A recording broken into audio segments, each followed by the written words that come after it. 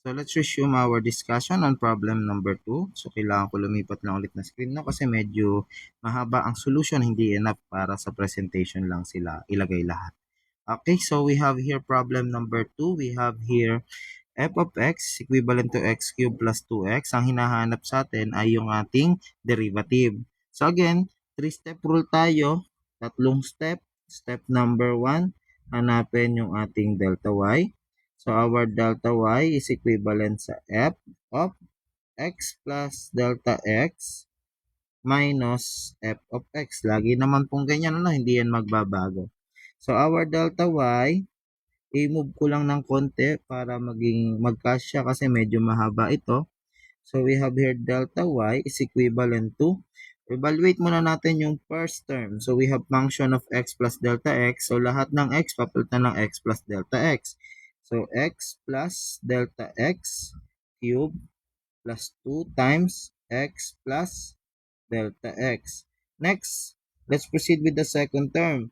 Make sure na naka-enclose ka sa parenthesis sa bawat term muna, kasi meron kang minus operation nga. So kapag may minus operation, kailangan mong i-distribute yan muna. So kung add yan, okay lang sana kung add.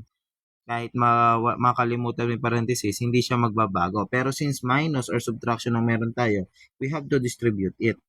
So our delta y now becomes, let's expand the first term. So we have here x cubed plus 3 x squared delta x plus 3 x delta x squared plus delta x cubed.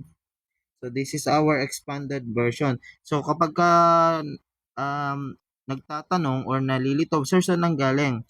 Kung matatandaan natin, may special product kasi yan na kapag may a plus b cube ka, that can be expanded to a cube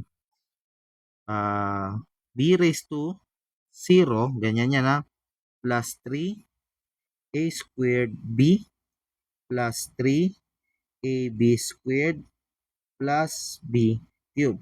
So makikita mo yung power ng unang term natin, 3, 2, 1, tapos dito kumbaga, supposedly meron niyang 0. 0 dito. Okay? So a raised to 0. Kaya ang naging result ay a cube plus 3a squared b plus 3ab squared plus b cube. Ganun ka-importante ang special products, kaya kailangan lagi natin tong natatandaan kabisado. So ganito lang yan Kapag naka-cube ka, may perfect cube trinomial ka, so perfect cube quadrinomial, so meron kang a cube, tapos pababa yan, 3, 2, 1, 0. Diba may 1 dito. Pagdating naman sa b, sa pangalawang term, that is 0, 1, 2, 3. And then yung ating dalawang middle term, sila ay naka-multiplied by 3. Kaya dito, in the case of x plus delta x cube, di ba ang a natin ay ito, ang b natin ay ito. So pag sinubstitute natin, our a cube ay x cube, okay, plus 3. Our a is x squared. Then we have delta x plus 3 ulit. Our a is x, tapos naka-square naman si delta x squared plus delta x cube. So special product lang ulit, Okay, kaya napaka-importante, kabisado natin ng mga special product. Pwede rin yan sa x and y, Baka naman sinasabi niyo, sir, x and y kasi yung naituro natin Kapag x and y, that is x cubed plus 3x squared y plus 3xy squared plus y cubed, 3, 2, 1, tapos 1, 2, 3. Alright? So, tuloy natin dito. Okay na tayo dito kay quadrinomial natin. Plus, meron tayong 2x plus 2 delta x. So, dinistribute ko lang yung 2. Close na natin yung ating unang term. Minus x cubed minus 2x. Distribute natin yung minus operation. So, our delta y becomes x cubed plus 3x squared delta x plus 3x delta x squared plus delta x cubed plus 2x plus 2 delta x minus x cubed minus 2x. So, tinanggal ko na lang muna yung mga enclosing characters o yung mga brackets and parentheses para madali tayo makapag-combine ng similar terms. So, dito pareho may x cube pero yung isa add, yung isa minus. So, eliminated. Then, yung 2x also, yan, tanggal na rin. So, ang maiiwan na lang sa atin for our delta y is we have 3x squared delta x plus 3x delta x squared plus delta x cubed plus 2 delta x.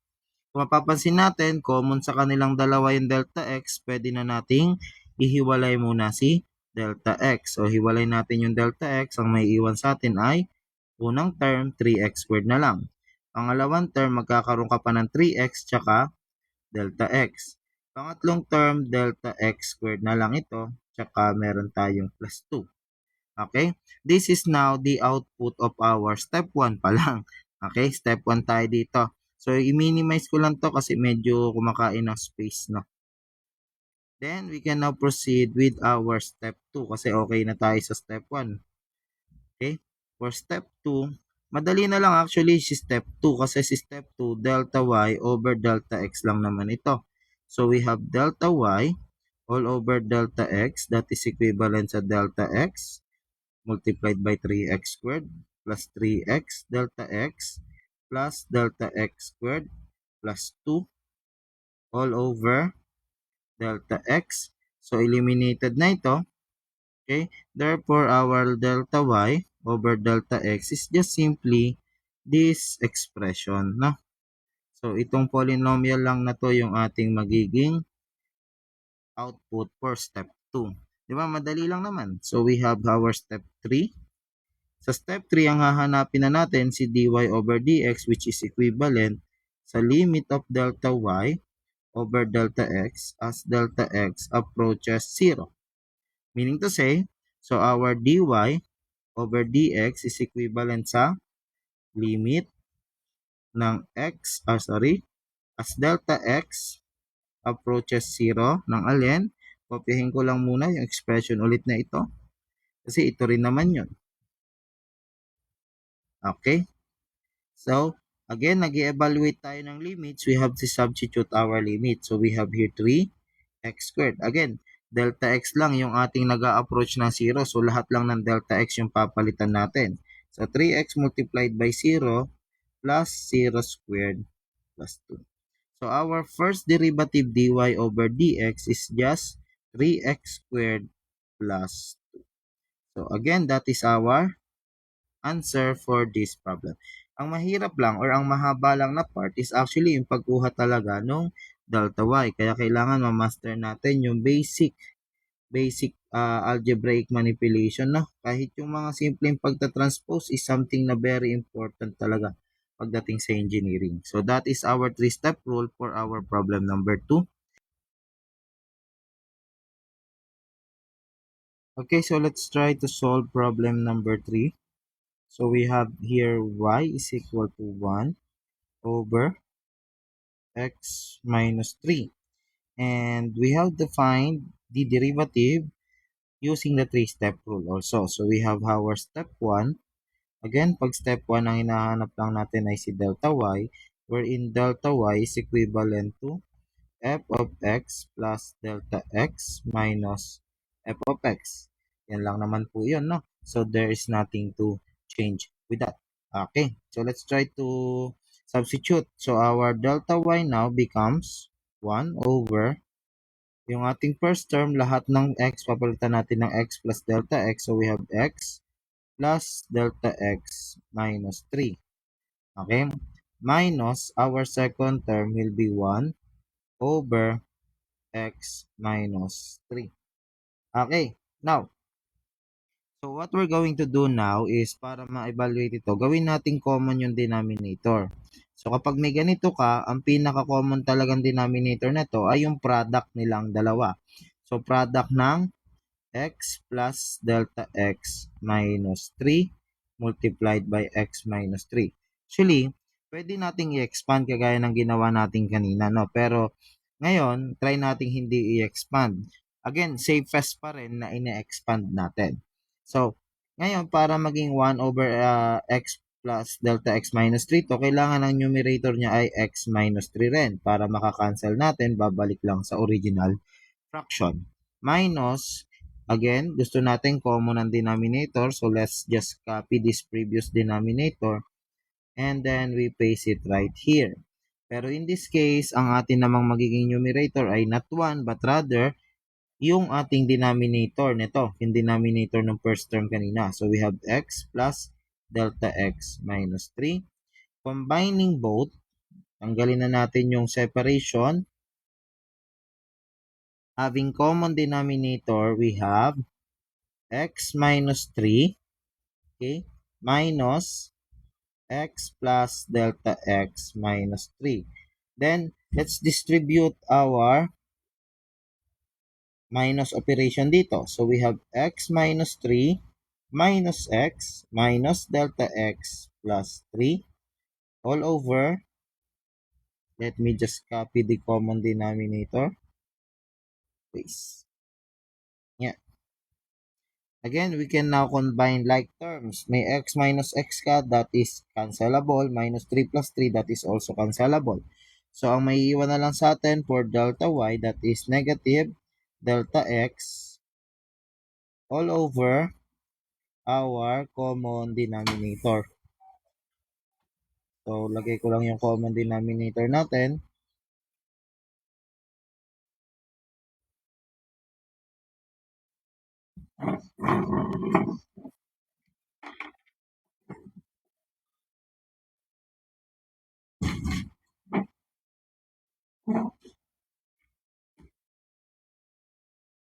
Okay, so, okay na. So, ito na actually yung output natin for step 1. We can now proceed for step 2. For step 2, ang hinahanap naman natin ay si delta y over delta x. Okay? So, we have here our delta y. I-copy ko lang ito. Copy. And then, i-divide natin both side kay delta x. Delta x. Okay? Make sure lang na nakapantay yung ating equal sign sa bin column. Okay? Now, itong kabila, supposedly, pwede nating i-divide dyan, malaking division.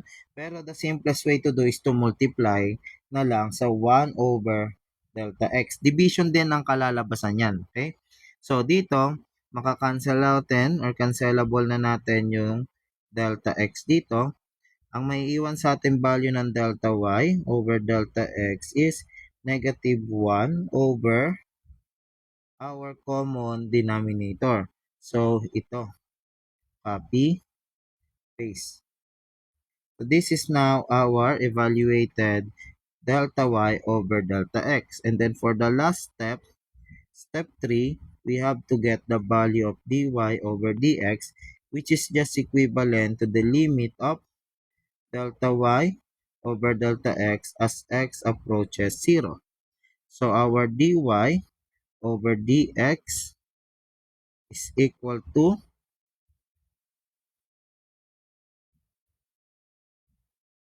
the limit of, let's copy this one, copy, and then we paste it right here. Okay, sige.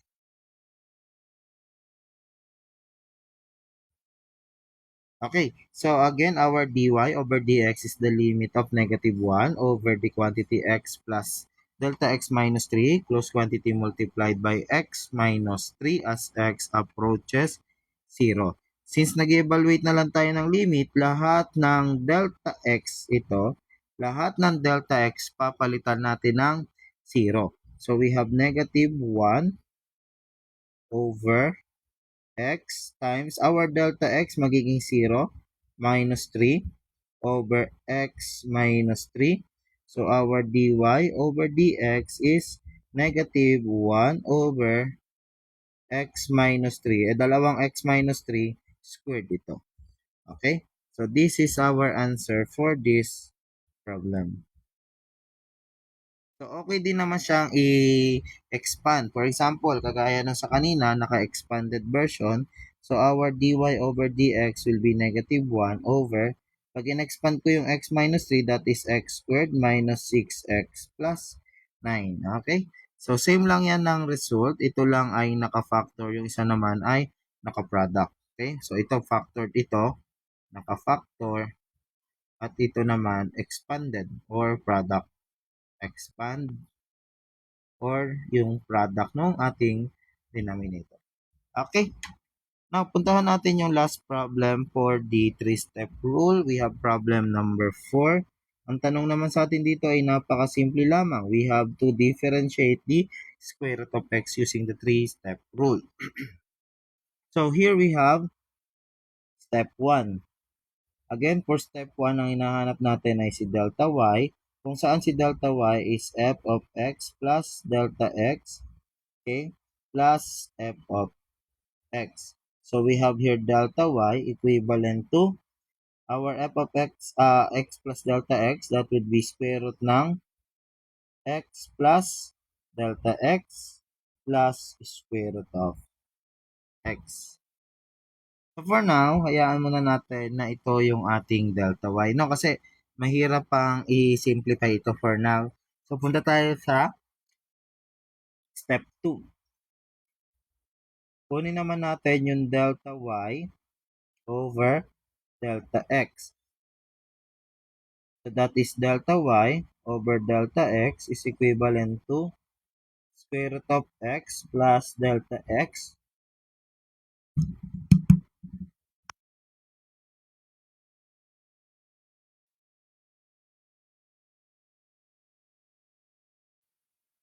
plus square root of x all over delta x.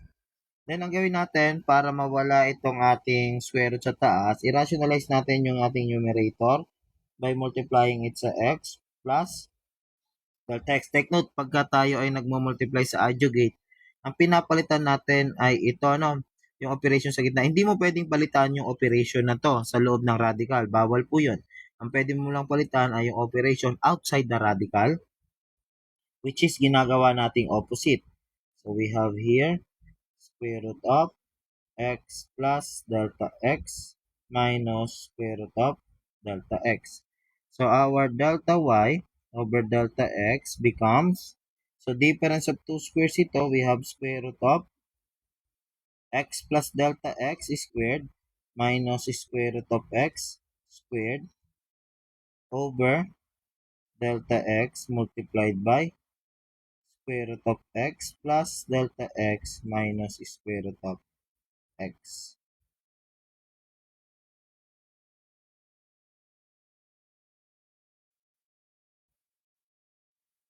Okay, so let's try to find this one. We have here ito.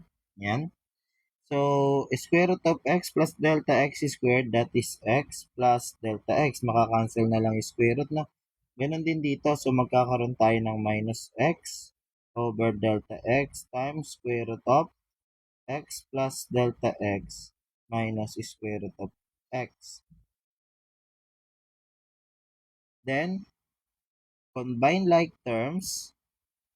So, pwede na nating i-remove ito. Ang maiwan na lang sa atin ay delta x over delta x times square root of x plus delta x minus square root of x. Okay. So, as you can see here, yung delta x, pwede na nating i-eliminate, no? Kasi common siya sa numerator and denominator. So, our delta y over delta x is simply 1 over square root of x plus delta x minus square root of x. Okay, so na-simplify na natin, natanggalan na natin ng magkokos kasi ng 0 itong delta x na to kapag hindi natin siya na-eliminate, no? Kaya kailangan ma-eliminate natin as much as possible. Dapat hindi pa rin magsisiro yung ating denominator. Okay? So, let's try to go for step 3. Let's find dy over dx, which is equivalent sa limit ng delta y over delta x as delta x approaches 0. So, i-copy ko muna po ito. Copy. So, we have here dy over dx is equivalent sa limit of base as x, delta x approaches 0. So, let's substitute our delta x. So, our dy over dx now becomes 1 over square root of x Our delta x is 0 minus the square root of x. So our dy over dx is,